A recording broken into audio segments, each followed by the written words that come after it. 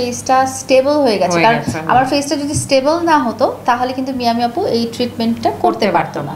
ফেসে যদি ইনজিউরি থাকতো, ইনজিউরি নিয়ে আসলে অ্যাস্থেটিক ট্রিটমেন্টটা করা যায় না। স্কার হয় নাই তার ফেসে, এটা একটা ভালো দিক যে ওরকম কোনো সিভিয়ার স্কার হয় নাই, কিন্তু যেটা হয়েছিল সোয়েলিং হয়েছিল এবং খুব রেডনেস, এক সাইড পুরো ফুলে গিয়েছিল। এখন থ্যাঙ্কফুলি মানে আল্লাহ বাঁচাইছে যে ওনার কোনো স্কার হয় না। স্কার হলে সেটা ট্রিটমেন্টটা ভিন্ন হতো। মামুন প্রথম আমাকে নিয়ে এসেছিলেন ওনার কাছে, বলে দিয়েছেন যে আপু ও আপনার মতো সুন্দর বানিয়ে দেন ওকে। মামুন আসলে চেয়েছিল লাইলাকে সুন্দর করতে। আসলে হঠাৎ করে না, মিয়ামি আপুর কাছে আমি জানুয়ারি মাস থেকেই ট্রিটমেন্ট নিচ্ছি, তো এটা তখনই বলেছিলাম যে এটা একটা লং প্রসেস। সো সেই প্রসেসের ধারাবাহিকতাই আজকে আপুর কাছে আবার আসা। বেসিক্যালি অ্যাস্থেটিক ট্রিটমেন্টই আমি নিয়ে থাকি, এছাড়া টেকনিক্যাল টার্মগুলো আসলে আপুই বলে দিতে পারবেন। আমি আমার স্কিনে যে ড্যামেজ হয়েছিল বা স্কিনে যত ধরনের ট্রিটমেন্ট অ্যান্ড ওভারঅল বডিতে যেই ধরনের ট্রিটমেন্ট নেওয়া যেতে পারে আপু সাজেস্ট করেছিল আমাদেরকে, সেগুলোই আসলে কন্টিনিউ করছি। আসলে আমার পেজের ভিডিওগুলো যদি আপনারা দেখেন, যে আমার এখনকার যে ফিচারটা এবং কিছুদিন ইভেন কয়েক মাস আগেও টোটালি কিন্তু ডিফারেন্ট ছিল। হ্যাঁ, আমার চেহারার মধ্যে যে শার্পনেসটা বা যে স্মুথনেসটা বা যেটাই বলেন, আপা যেটাই করেছে সেটা কিন্তু এখন অনেকটাই ভিজিবল। কি বলেন আপু? অনেকটাই ভিজিবল। সো এটা আসলে পেশেন্ট ভালো বলতে পারবে। আমি আসলে কটুক করেছি জানি না, সে যদি বলে তাহলে হচ্ছে বেটার বলতে পারবে, আমার চেয়ে ভালো বলতে পারবে। আমি দেখেছি যে অনেকটাই ভিজিবল, মানে আগের ভিডিওগুলো দেখলে বোঝা যায় যে কোন কোন জায়গায় উনি কারেকশন করেছেন। যেমন ডাবল চিনটা তো অনেকটাই, ডাবল চিন লিপটা যেমন একটু একদম পাতলা ছিল, তো লিপটা ঠিক করা, স্কিনের কাজ করা এন্ড থ্রেড করা, আরও আসলে বোটক্স, ফিলার, থ্রেড, আর হচ্ছে যেটা আমি বলছিলাম যে প্রতি সপ্তাহে আসে না গ্লুটাথিয়ন যে ট্রিটমেন্টটা আছে ফুল বডি ব্রাইটেনিংয়ের জন্য। আসলে শুধু ব্রাইটেনিংয়ের জন্য বলবো তা না, স্ট্রেস অ্যান্ড এভরিথিং সব কিছু মিলিয়ে কিন্তু এটা ভালো ট্রিটমেন্ট, সেটা উইকলি নিতে হয়। আর হচ্ছে ফ্যাট রিডাকশনের জন্য কিছু সেশন। সো তার কিন্তু ভালোই আমার মতে এটা অডিয়েন্সও ভালো বুঝতে পারবে, দেখলে বোঝা যায় হয়তো বা। আপু বুঝতে পেরেছিল যে আমি আসলে অনেকটা স্ট্রেসের মধ্যে দিয়ে যাচ্ছি, তো উনি তখন গ্লুটাথিয়ন আর হচ্ছে এগুলো আমরা সাজেস্ট করেছিলাম। তো অ্যানেস্থেশিয়ার যে প্রভাবটা থাকে সেটা কয়েক ঘন্টা থাকে। যেমন হচ্ছে আপনি একটা দাঁত এক্সট্রাকশন করতে গিয়েছেন, তো সে দেখা যাবে যে এক সাইডে যে সাইডের দাঁতটা উঠাতে গিয়েছেন ওখানে অ্যানেস্থেশিয়া, তো একটা সাইডে একটু বাঁকা হয়ে আছে, ঠোঁটটা একটু বাঁকা হয়ে আছে, সেটা 2-1 ঘন্টার মধ্যে ঠিক হয়ে যায়, ওভারনাইটই ঠিক হয়ে যায়। সো এটাকে আসলে ট্রল করা হয়েছে, এটা আসলে কিছুই না অ্যানেস্থেশিয়ার জন্য, বাট এমনটা হতে পারে না যে তা না। ফেশিয়াল নার্ভ ইনজুরি হলে কিন্তু এরকম হতে পারে, চোখ বন্ধ হয়ে যাবে, এক সাইড বাঁকা, এটা হতে পারে, বাট এটা একটা কমপ্লিকেশনের মধ্যে পড়ে। বাট ওনার ক্ষেত্রে যেটা হয়েছিল সেটা হচ্ছে অ্যানেস্থেশিয়ার জন্য একটা সাইড একটু নাম ছিল, ওইটাই।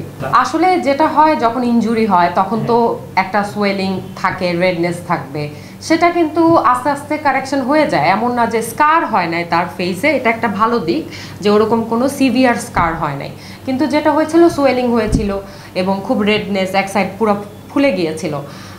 এখন থ্যাঙ্কফুলি মানে আল্লাহ বাঁচাইছে যে ওনার কোনো স্কার হয় না। স্কার হলে সেটা ট্রিটমেন্টটা ভিন্ন হতো, কিন্তু ওইটা ধীরে ধীরে কারেকশন হয়ে গেছে। এবং আমি তাকে দেখেছি যখন ওরকম সিভিয়ার ওই মারপিটের কারণে কিছু হয়েছে ওরকম কিছু কিন্তু না। আসলে ওই মোমেন্টে তখন আমরা মিয়ামি আপুর কাছে কিন্তু আসিনি, আমরা এসেছি যখন আমার ফেসটা স্টেবল হয়ে গেছে। কারণ আমার ফেসটা যদি স্টেবল না হতো তাহলে কিন্তু মিয়ামি আপু এই ট্রিটমেন্টটা করতে পারতো না। ফেসে যদি ইনজিউরি থাকতো, ইনজিউরি নিয়ে আসলে অ্যাস্থেটিক ট্রিটমেন্টটা করা যায় না। সবসময় তো ওনারা দুজনেই আসতো একদম প্রথম থেকে। ইনফ্যাক্ট ও কিছু হেয়ার রিডাকশনের কিছু ট্রিটমেন্ট করিয়েছে, সো আসতো দুজনে একসাথে আসতো। এখন হয়তো বা কিছুদিন হলো লায়লা আপু একা আসেন আর কি, সবসময় দুজনই আসতো। এটা তো আসলে ভালো লাগার বিষয়। আগে যখন আসতো একসাথে দুইটা মানুষ খুশি দেখতে ভালো লাগে, আপনাদের সবাই মানে আই থিঙ্ক যে সবারই ভালো লাগতো। বাট এখন একা যেহেতু আছে, ঠিক আছে একা আসলে যেটা হচ্ছে যে আপু শুধু আমার ডক্টরেই না, উনি কিন্তু আমার অনেক বড় একজন, মানে শোল্ডার টু ক্রাই, মানে ওনার সাথে যেহেতু আমার অনেক ব্যাপারে ডিসকাশন হয়, উনি আমাদেরকে দুজনকেই প্রথম থেকে দেখেছেন। মামুন প্রথম আমাকে নিয়ে এসেছিলেন ওনার কাছে, বলে দিয়েছেন যে আপু ও আপনার মতো সুন্দর বানিয়ে দেন ওকে। তো এই ফিলিংসটা আসলে কে করে? তো অত কাছের মানুষ ছিল দেখেই তো সে করেছে। আর আপু সবসময় দেখেছি যে আমরা যতটা মানে আমি হয়তো কোনো কারণে মিস করে ফেলতে চাচ্ছিলাম বা এরকম, কিন্তু মামুন আমাকে মনে করে দিয়েছে যে তোমার আজকে একটা সেশন আছে, তোমার আজকে যাইতে হবে বা তোমার এই ট্রিটমেন্টটা নিতে হবে এবং এটা নিতে হবে বা ওইটা করতে হবে, হেয়ারে করো, স্কিনে করো, ফুল বডিতে ট্রিটমেন্ট করো, যে যা যা দরকার। সে খুব সাপোর্টিভ ছিল সবসময়, আপু এটা অলওয়েজ স্বীকার করবে।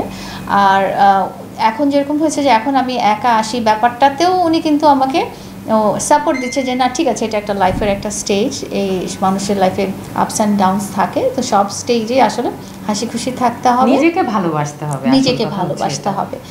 বাট আপু বলতে পারবে যে মামুন কতটা সিনসিয়ার ছিল আসলে। আসলে মামুন খুবই সিরিয়াস ছিল এবং প্রত্যেকটা জিনিস বারবার বলতো এটা কি হচ্ছে, ওইটা কি হচ্ছে, এটা কিভাবে হয়, বা ওর খুব কিউরিয়াসিটি ছিল জানার, এবং সেভাবেই কিন্তু ট্রিটমেন্টটা শুরু হয়েছে। আর আপু তো খুব সফট মানুষ, আমি যতটুকু জানি, মানে আমি জানি না বাইরের মানুষের জন্য কি, আমার জন্য তো আসলে খুবই সাপোর্টিভ। আর পেশেন্ট কোঅপারেট করলে এমনিতেও ভালো লাগে, খুবই কোঅপারেটিভ।